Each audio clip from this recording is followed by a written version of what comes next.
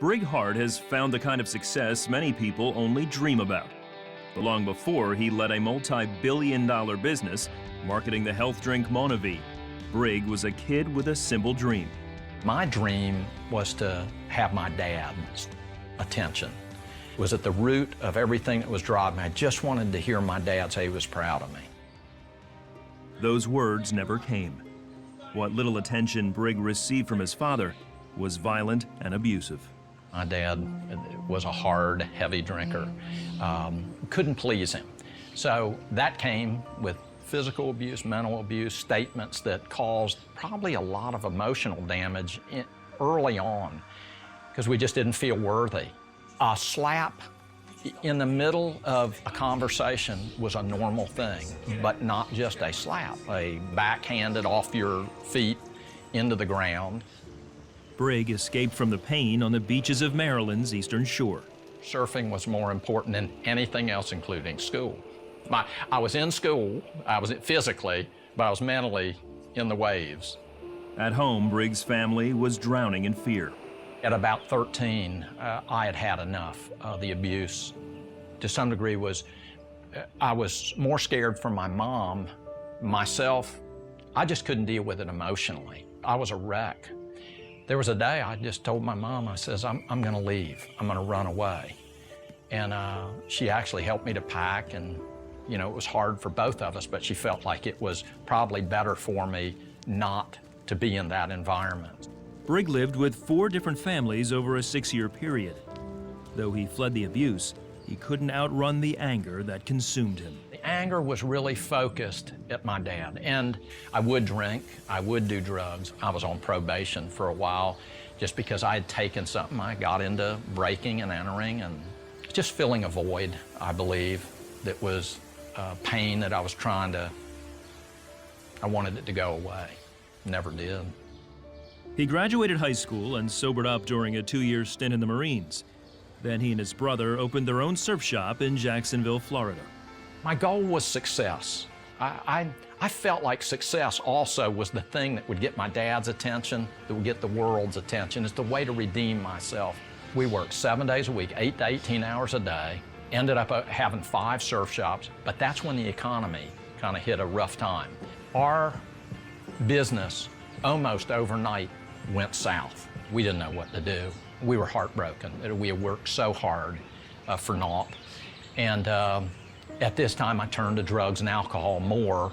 That was my scapegoat to try and take away the pain. Did it work? No. Went into depression.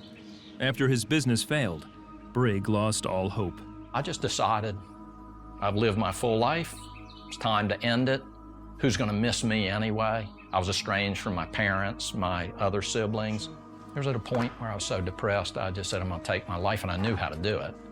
So I put that shotgun in my mouth early one evening in a drunken stupor. I wasn't afraid of death because I didn't think there was anything beyond it. Right about the time I was about to pull the trigger, the phone rings. The night before, Brig had met a Christian businessman named Doug. He says, well, you doing anything important right now? And I looked at the shotgun and I says, well, nothing that can't wait.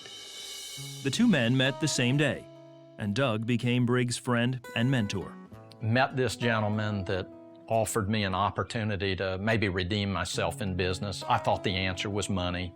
He noticed that I was living in a situation where I was physically hungry. I was probably about 105 pounds, not looking too good. He fed me, and he knew I wouldn't receive, so he'd leave groceries on my doorstep. Wouldn't tell me. I didn't know for a while who it was. That got to me. One day at a business retreat, Brig heard a message that altered the course of his life. The gentleman speaking, T. Aldred, was a very successful businessman, realtor out of North Carolina. And he did nothing but take his Bible when he talked about the #1 bestseller in the world he was going to read from. I didn't know what that meant. But he opened it up. He didn't say anything other than he turned to 1 Corinthians, the 13th chapter, the love chapter, and he just read it, word for word. Something had touched my heart in that love he was speaking of was the kind of love that I was probably hoping for my family, for me. A forgiving love, a redeeming love. And he noticed and I couldn't contain myself, but I was weeping. The speaker approached Brig. And I asked him who wrote that. And he says, well, I know the author and I can introduce him to you. And I says, really? I said, I'd like to meet him. He says, well, if you'll bow your head, close your eyes, I'll introduce you to him. I did bow my head, I did pray. I felt a weight lift off of me. But I can't even explain, it was like I was weightless. That day, Brig became a Christian. Other Christians at the business retreat shared their stories. They talked to me about how my past, my sins were forgiven, that God won't even remember they're as far as the east is from the west, that I'm a new creature in Christ, that all things become new. I have a new chance. They told me about a God that's a God of a second chance and a third chance. And I said, wow, I need that. As I drove home, I was throwing the beer cans out the window. I know I littered, but throwing the beer cans, emptied my pot out. I went home a free man, but I've never in 31 years ever gone back to my ways of drugs and alcohol. The miracle was the desire was gone. I had no desire whatsoever. Where I ran to that as a crutch, it was gone. Jesus came in, there was no room for nothing else. Now, I didn't want anything else. Brig says God restored his family. I went to just about anybody that I remembered I had aught with and asked forgiveness, just like my mom and dad, who in time came to know the Lord, because they saw it was real. They saw light in this little guy, this long-haired hippie-type surfer guy that gave his life to the Lord. Brig prayed for God to give him wisdom in business. I made a covenant with God that if he would put me in front of 1 or 100, I would show this 1 Corinthians love with his help to other folks. I wanted to lead them into this life that I was now experiencing, this new hope in Christ Jesus. In a year and 3 months, I not only paid all my bills, I entered into a field, an industry that evidently God had called me to, relational marketing, that I went to the top of my field in the next couple years. Today, Brig and his wife Lita are leaders in the Mana V Company. Brig's new book, Why Not You, Why Not Now, expresses his passion to help others succeed in life.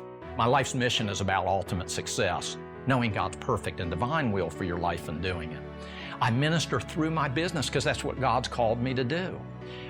It's a joyful thing. I love doing what God's called me to do. I gave my heart to the Lord. I got a second chance. I met my wife. I have a beautiful family. I have no addictions other than I'm addicted to the love of Christ. But I'm fanatical about my faith. Why? Because it's the only answer in these tough times. Jesus is the answer.